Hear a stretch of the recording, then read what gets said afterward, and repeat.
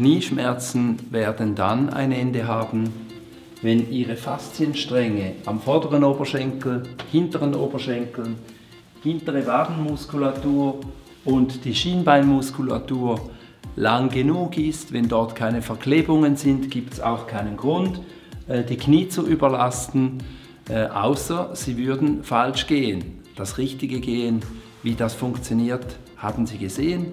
Und jetzt geht es noch vor allem die hintere Oberschenkelmuskulatur auch zu dehnen. Und zwar machen Sie das so, indem Sie die Beine relativ weit spreizen. Einfach so, dass Sie, wenn Sie ein Knie beugen, mit einer Hand zu den Füßen runterkommen. Also immer eine Hand an die Füße, wenn das geht.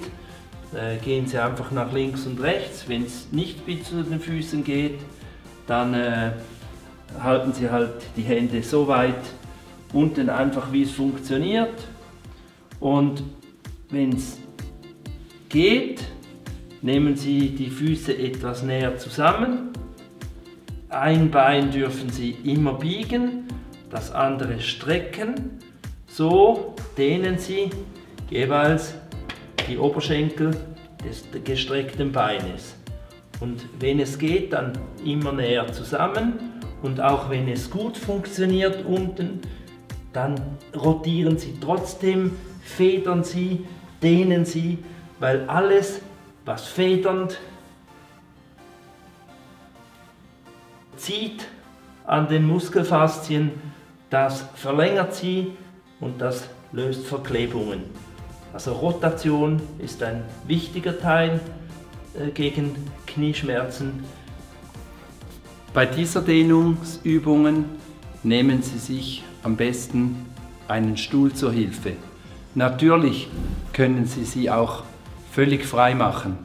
Es geht darum, den Iliopsoas und diese ganze vordere linke Faszienlinie zu dehnen. Am besten halt auch wieder federnd. Wenn das frei nicht geht, nehmen Sie, wie gesagt, einen Stuhl zur Hilfe und dehnen Sie so weit, bis Sie merken, dass hier in der Gegend des vorderen Oberschenkels tief innen sich ein Ziehen bemerkbar macht. Und falls Sie einen sitzenden Arbeitsplatz haben sollten, empfehlen wir Ihnen unbedingt zumindest ab und zu aufzustehen und diese Dehnungsübungen zu machen, wo Sie vor allem eben den Iliopsoas dehnen, diesen Hüftbeugermuskeln. Und diesbezüglich verweisen wir auf unsere Swiss Natural Walking Übungen, wo Sie noch einiges mehr sehen, wie man sich am Arbeitsplatz, am sitzenden Arbeitsplatz, kniegerecht bewegen kann. Dadurch, dass Sie im Kibun Knieprogramm jetzt gelernt haben, kniegerecht zu gehen und wesentlich beweglicher zu werden, haben Sie eine sehr große Chance, Ihre Schmerzen in den Knien zu reduzieren oder gar schmerzfrei zu werden. Es kann aber sein, dass es noch mehr braucht.